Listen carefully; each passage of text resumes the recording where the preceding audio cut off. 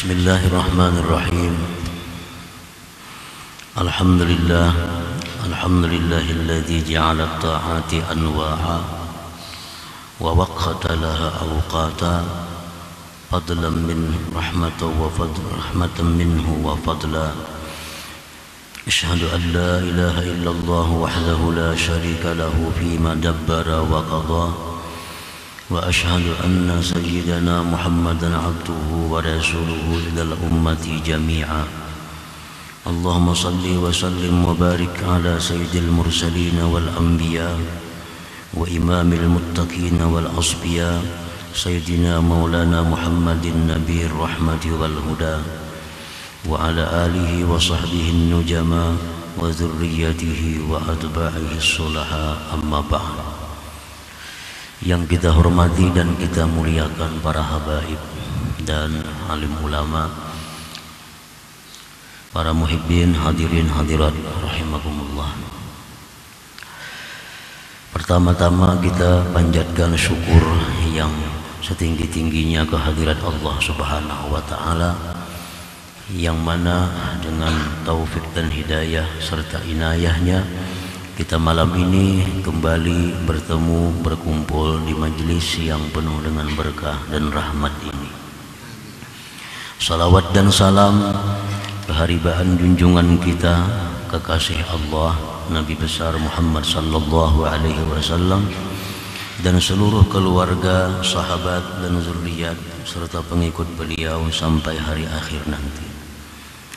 Para muhibbin rahimakumullah, Al-hikmatul khamisata asyarata ba'dal mi'ah minal hikamil ataiyah. Qala al-imam Ahmad ibn Athaillah Sakandari rahimahullah wa nafa'ana bi ulumihi wa asrari. Hikmah yang ke-115 dari Al-Hikam, berkata pengarang Imam Ahmad bin Athaillah As-Sakandari rahimahullah, lamma alimal haqqu minka wujudal malal lawana lakat ta'at wa alima ma fika min wujudis syawahi fahajaraha alaika fi ba'dil awqat liyakuna hammuka iqamatas salah la wujudas salah fama kullu musallin mukim, yang artinya sungguh telah mengetahui Allah Subhanahu wa ta'ala daripada engkau akan adanya sifat bosan, sifat malas.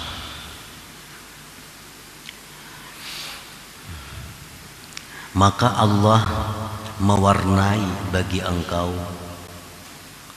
bentuk-bentuk ketaatan, dan Allah mengetahui sesuatu yang ada pada diri engkau daripada adanya kenapsuan.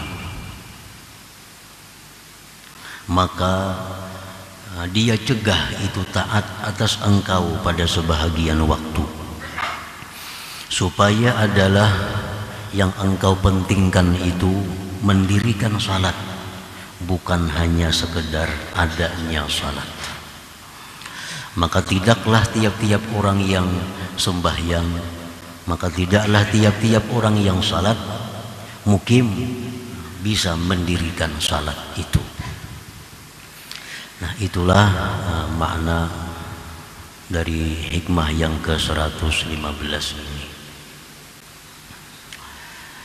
Ni'matani azimatani an'amallahu bihima ala abdi. Ada dua nikmat yang besar yang Allah berikan, dua nikmat itu atas hambanya, atas kita semua. Nikmat yang besar itu yang pertama adalah al-ula tanwi'ut ta'at.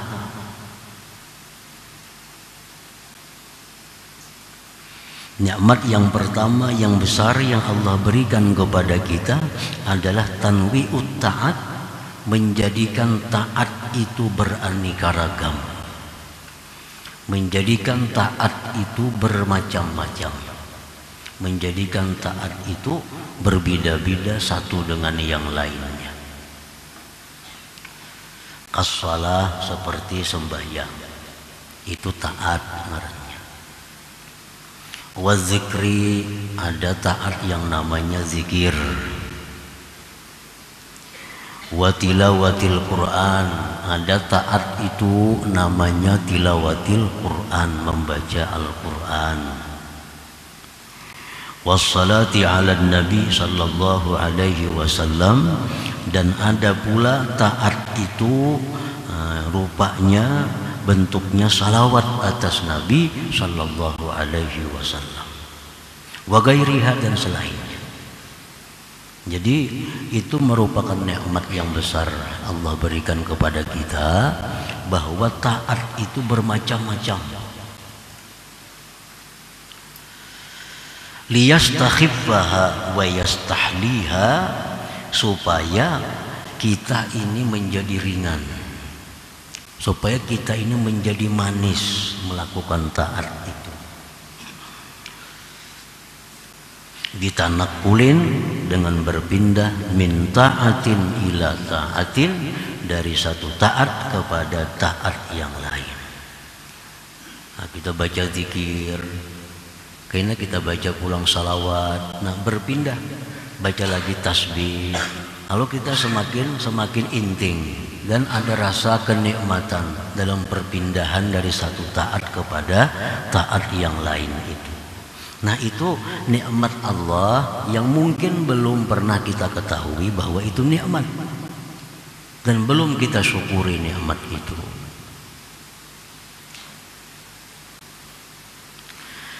Fa in kanat min nau'in wahid sa'imatha an-nafs wa tarakatha istisqala. Maka jika adalah taat itu satu macam, andai kata taat itu semacam aja, niscaya bosan akan dia oleh nafsu kita dan meninggalkannya karena merasa berat. Makanya amalan itu semacam aja ada, berupa la ilaha illallah aja, kada ada lain, kada ada amalan, kada ada salawat, kada ada tasbih, kada ada istighfar, kada ada salat, kada ada apa. Amalan cuma Allah mengulahkan sebuting aja, Allah mengulahkan satu aja, zikir misalnya.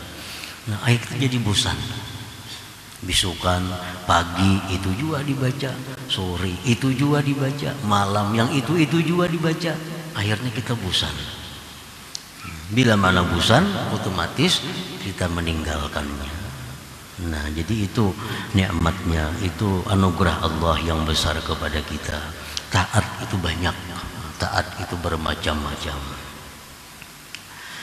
Lianna sya'nan nafs an la taduma ala halin wahid, karena keadaan nafsu itu dia tidak kekal atas satu keadaan. Nafsu ini paling kada katuju, semacam aja kada katuju. Apakah kada katuju nafsu itu kalau semacam aja. Misal kita berisi pakaian putih-putih aja kada mau nafsu. Masih ada hendak hijau, ada hendak hitam. Pokoknya nafsu kita kada mau satu keadaan. Ala taral insana idza dawama ala ta'amin wahid tas'amuhu nafsu. Adakah tidak engkau lihat manusia itu bila mana dia mengakali atas satu macam makanan, maka bosan akan dia nafsunya. Hari-hari itu aja makanannya, tentu kita bosan. Dan ini terjadi zaman Banu Israel. Padahal makanan ini makanan surga, al-man was-salwa, yang diberikan Allah kepada Banu Israel. Ini makanan yang istimewa, al-man was-salwa. Tiap hari dikirim dari langit. Makanan yang tidak ada dalam dunia.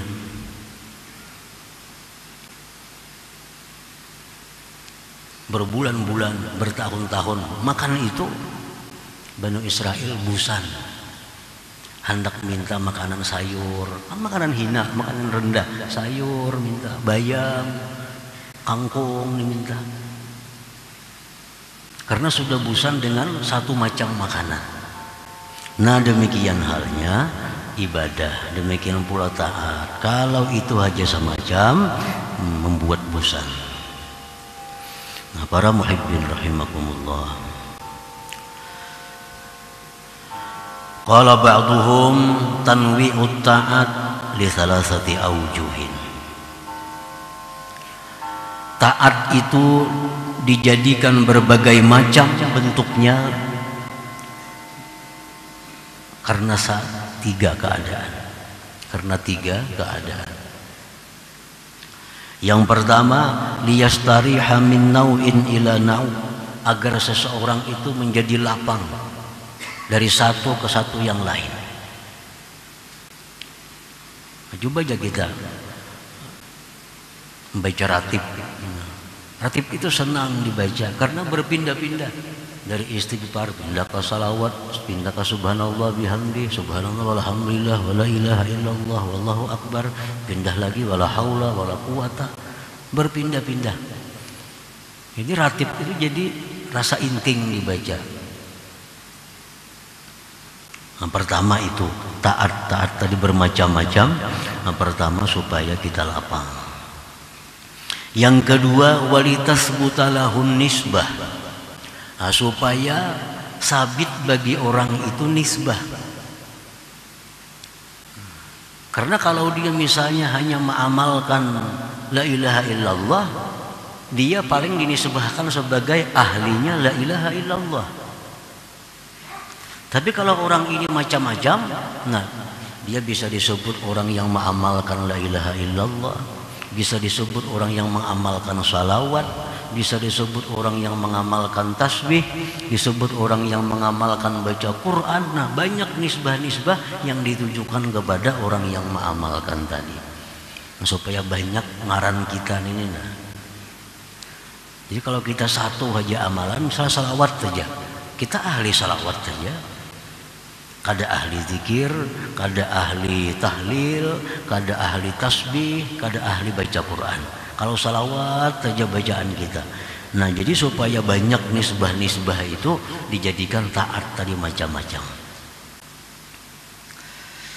Yang ketiga, walituqama alaihil hujjah, agar didirikan atasnya hujjah. Nah, akhirnya di akhirat kita ditanya, kenapa engkau tidak taat? Busan ya Allah. Nah, makanya Tuhan taat tuh banyak. Kalau ikam busan sembahyang, baca Quran. Ikam busan ini, baca ini. Nah, jadi itu untuk menjadikan hujjah Allah kepada kita, sehingga kita tidak ada alasan malas untuk taat kepada Allah, tidak ada alasan untuk tidak berzikir kepada Allah, karena banyaknya macam-macam zikir itu. Nah, para muhibbin rahimakumullah, fal ibadatu ma'an nasyat walau qallat a'zamu minal ibadah ma'al kasal. Ibadah itu disertai dengan semangat, disertai dengan rajin, gairah, sekalipun sedikit, itu lebih besar nilainya di sisi Allah daripada ibadah beserta malas sekalipun banyak. Orang sembahyang tarawih 4 rakaat saja, 2 salam, 2 rakaat salam, 4 rakaat, tapi inya bagus, rajin. Pada 20 menguliat. Ini sudah imam baca surah hanya berdiri, bahunjurlah. Allah lebih suka sedikit tapi ma'an nasat, nah, beserta rajin. Fal ibadatu ma'an nasat walau qallat a'zam minal ibadah ma'al kasal wa in kasurat. Nah, ibadah itu rajin, sekalipun sedikit bilangannya, itu lebih besar nilainya daripada ibadah yang disertai dengan malas sekalipun banyak hitungannya. Jadi kalau kita beribadah misalnya baca sholawat 10, la ilaha illallah 10, subhanallah bihamdih 10, la haula wala quwata illa billah 10, pindah lagi astagfirullah 10 lagi, pindah lagi hasbunallah wa ni'mal wakil 10 lagi. Tapi tiap kali perpindahan itu membuat kita semangat, tiap kali perpindahan membuat kita rajin, membuat kita manis. Itu lebih baik daripada kita membaca la ilaha illallah 100 kali tapi disertai dengan adanya malas itu. Nah, disertai dengan adanya bosan itu.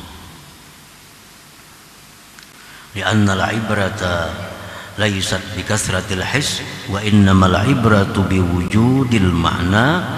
Karena yang dipandang itu bukannya banyaknya kenyataannya, bukan banyak bilangannya, bukan banyak hitungannya, tetapi yang dipandang itu adalah adanya maknanya. Jadi Allah memandang ibadah itu kualitasnya, memandang kualitasnya, bukan yang dipandang banyaknya. Orang yang bersedekah misal 1 juta tapi kualitasnya bercampur dengan riya. Allah lebih suka orang beribadah bersedekah 100.000 tapi dengan murni karena Allah. Allah kada pandang jumlah rupiahnya, tapi yang dipandang Allah kualitas itu. Nah, sama halnya dengan bacaan-bacaan tadi. Kalaunya banyak rajin itu lebih disukai Allah lagi. Banyak tapi kada berubah rajinnya, kada berubah semangatnya, bahkan makin banyak makin semangat, nah itu paling disukai Allah. Yang jadi pilihan ini jikalau banyak tapi malas, nah lebih baik sedikit tapi semangatnya ada. Nah, para muhibbin rahimakumullah, jadi itu nikmat yang pertama yang besar yang diberikan Allah subhanahu wa ta'ala kepada kita.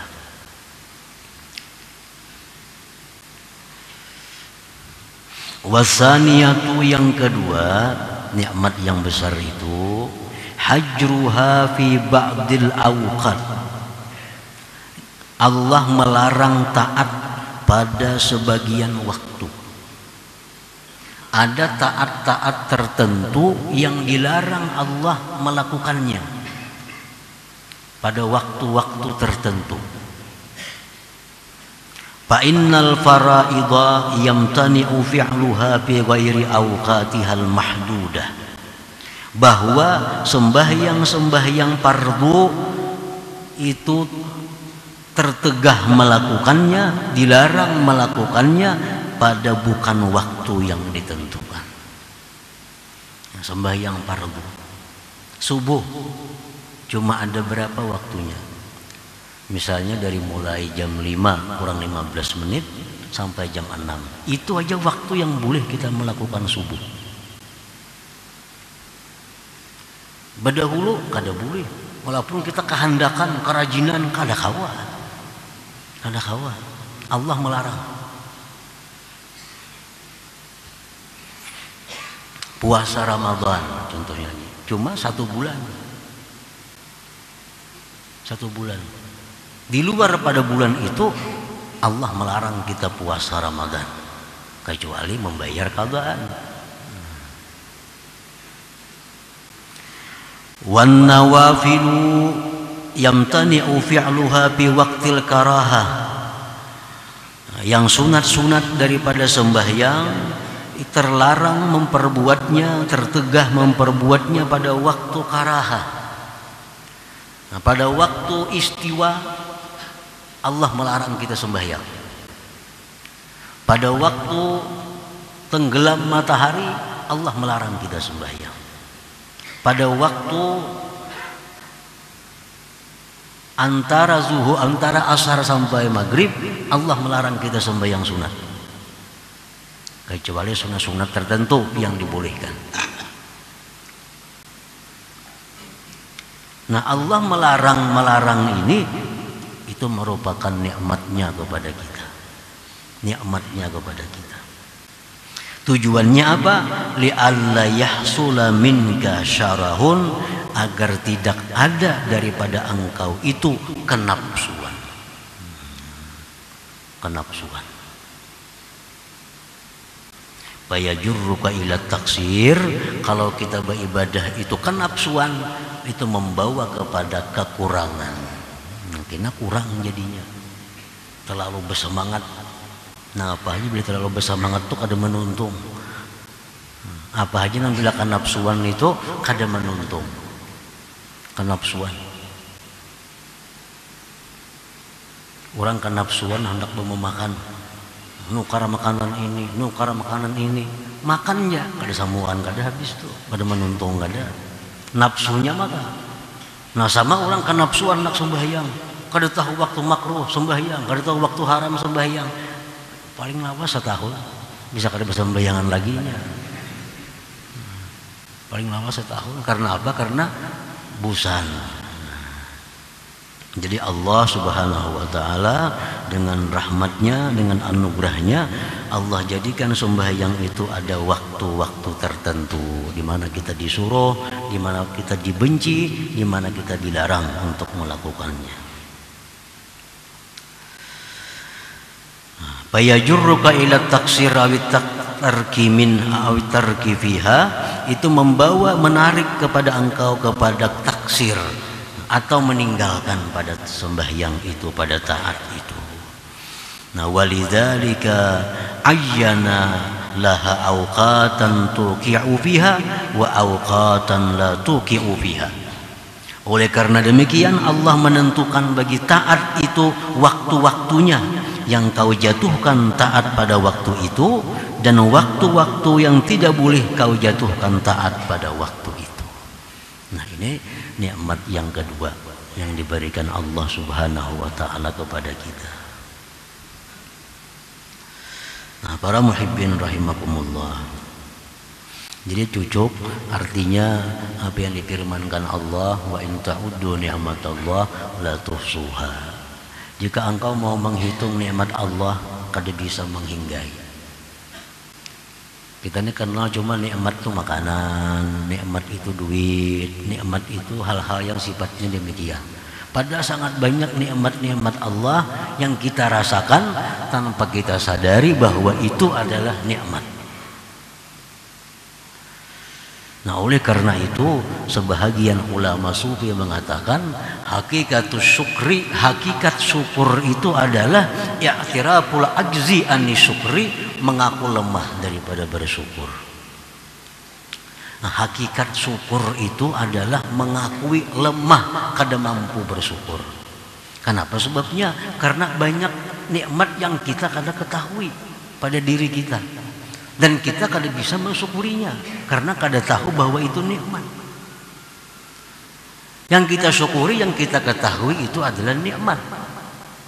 Padahal banyak nikmat yang kita tidak mengetahui bahwa itu nikmat, lalu kita kada mensyukurinya. Jadi orang yang bersyukur itu sebenarnya adalah orang yang mengakui bahwa dia tidak mampu mensyukuri nikmat Allah Subhanahu wa ta'ala itu. Karena nikmat itu tidak terbatas, nikmat itu tidak terhingga, maka otomatis syukur pun kada akan bisa mampu untuk menjangkau semua nikmat itu. Dan setiap nikmat itu disyukuri, setiap nikmat mesti disyukuri, setiap nikmat mesti disyukuri. Paling-paling berapa persen ada nikmat yang kita syukuri. Nah, mungkin 90% nikmat Tuhan itu belum kita syukuri. Belum kita syukuri karena kita kadang menyadari bahwa itu adalah nikmat Allah Subhanahu wa ta'ala. Kada usaha yang sifatnya amaliyah seperti ini, yang di tubuh kita sendiri kita banyak kadang menyadari bahwa itu nikmat. Di tubuh kita ada bulu, kita kira itu ada apa-apa, padahal itu nikmat Allah. Mungkin fungsinya ini, bulu ini fungsinya ini, kita kada tahu kegunaannya. Nah, makanya kita kada pernah bersyukur atas bulu yang diberikan Allah. Biasalah kada bisa, karena kita kada tahu bahwa bulu itu adalah nikmat dari Allah. Bulu hidung itu nikmat daripada Allah, kita kada tahu. Oleh karena itu kita kada pernah bersyukur atas bulu hidung yang diberikan Allah.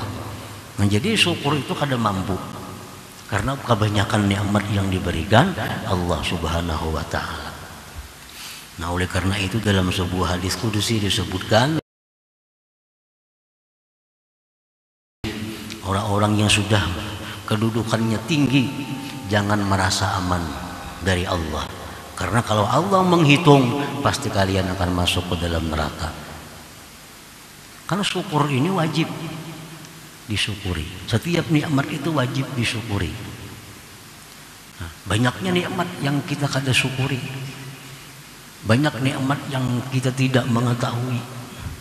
Jadi kalau Allah mau menghitung satu persatu, nikmat ini mesti disyukuri, nikmat ini disyukuri, kita akan kalah. Kita akan kalah. Nah, jadi dalam hadis kudusi itu, wahai orang-orang siddiqin, jangan merasa aman bahwa kalian itu masuk surga. Karena kalau Allah mau menghitung satu persatu, kalian akan masuk ke dalam api neraka. Nah, karena banyak perbuatan kita yang belum mencapai kewajiban-kewajiban yang diwajibkan Allah kepada kita. Nah, para muhibbin rahimakumullah. Fa in kanal malalu awisyarahu waqi'aini fis shalah lam yakunil ati biha muqiman lis shalah bal fa'ilas shalah. Jikalau malas atau kenapsuan tadi jatuh keduanya pada sembahyang, kita sembahyang malas sembahyang, atau kita sembahyang kenapsuan terburu-buru, maka tidaklah orang yang melaksanakan sembahyang itu disebut muqimus shalah, menegakkan salat. Paling-paling disebut melaksanakan salat.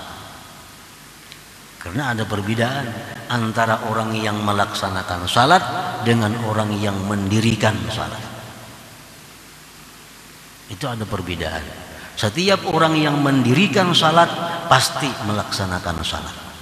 Setiap orang yang melaksanakan salat belum tentu bisa menegakkan mendirikan salat itu. Nah, tadi pama kullu musallin mukim, maka tidaklah tiap-tiap orang yang sembahyang itu disebut mendirikan salat. Nah, para muhibbin rahimakumullah, kalau kita sembahyang disertai malas, itu pasti kada akan bisa menegakkan salat. Paling hanya disebut inya sembahyang, paling disebut hanya dia salat, tapi tidak bisa disebut dia mendirikan salat karena ada malas. Orang yang terburu-buru sembahyang, orang yang kenapsuan sembahyang, kada akan bisa disebut menegakkan salat, mendirikan salat. Paling bisa disebut dia orang yang salat saja. Itu dia kayak kita bulan puasa, imam tarawih, di belakang nih mau rak pinggang, bahunjur, macam-macam. Ini bila imam dah parak rokok hanya Allahu Akbar. Saperapat Fatihah 4 rukuk. Imam menanggung kan ada babane. Ini malas.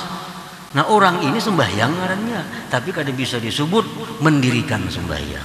Kada bisa disebut menegakkan salat.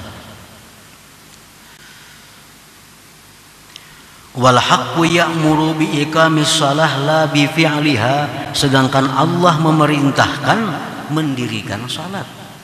Allah tidak menyuruh kita melaksanakan salat.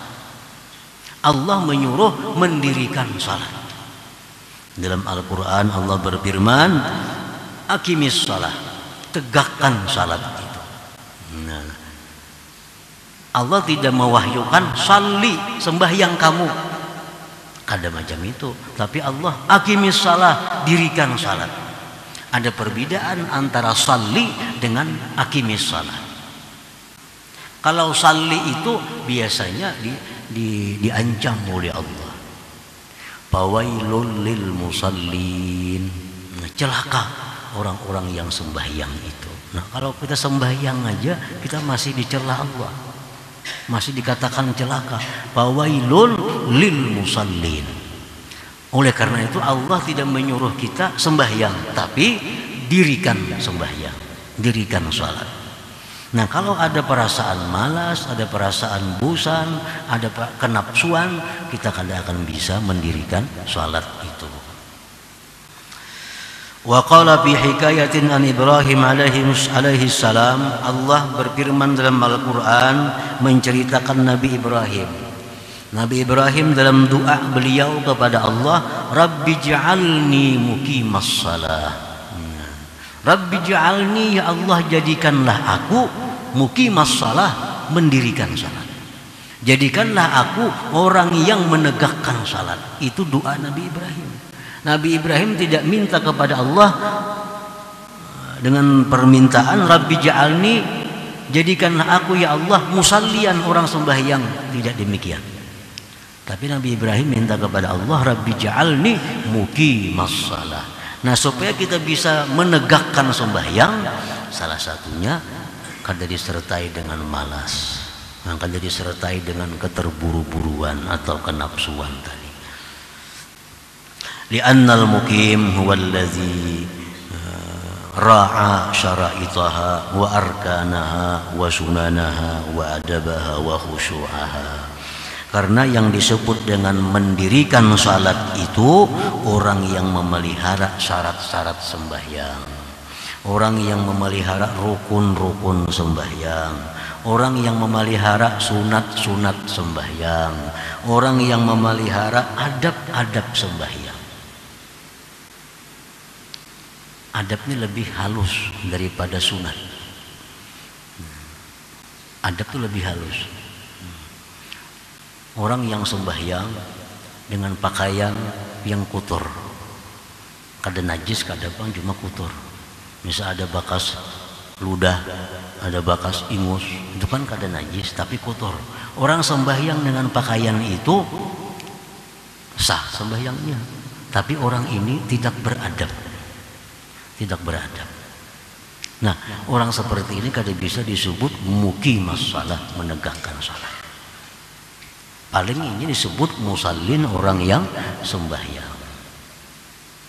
Wa khusyu'aha, dan menjaga kekhusyuan salat itu. Nah, jadi pengertian menegakkan salat itu artinya salatnya sudah pasti sah, karena syaratnya rukunnya sudah sempurna, ditambah lagi dengan sunat-sunatnya, dengan adab-adabnya, terutama kekhusyuannya. Nah, untuk mencukupi hal-hal demikian tadi, kada akan bisa kalau disertai dengan malas, kada akan bisa disertai dengan kenapsuan, mesti dengan ketenangan, dengan nasyat, dengan kerajinan itu. Nah, oleh karena itu Allah tadi membikin taat itu bermacam-macam supaya kita jangan malas, jangan bosan. Karena kalau taat itu malas, kita kada akan bisa menegakkan taat, paling bisa memperbuatnya. Nah, demikian pula Allah menjadikan taat ini dilarang pada waktu ini, dimakruhkan pada waktu ini. Semua itu adalah agar kita semangat, agar kita rajin dalam melakukan taat itu, sehingga terjadilah apa yang disebut dengan iqam, melaksanakan dengan penuh kesempurnaannya. Nah, selanjutnya hikmah yang ke-116. Ila hadratin Nabi sallallahu alaihi wasallam. Al-Fatihah. Syaitanir rajim. Bismillahirrahmanirrahim. Iyyaka na'budu wa iyyaka nasta'in. Shiratal mustaqim.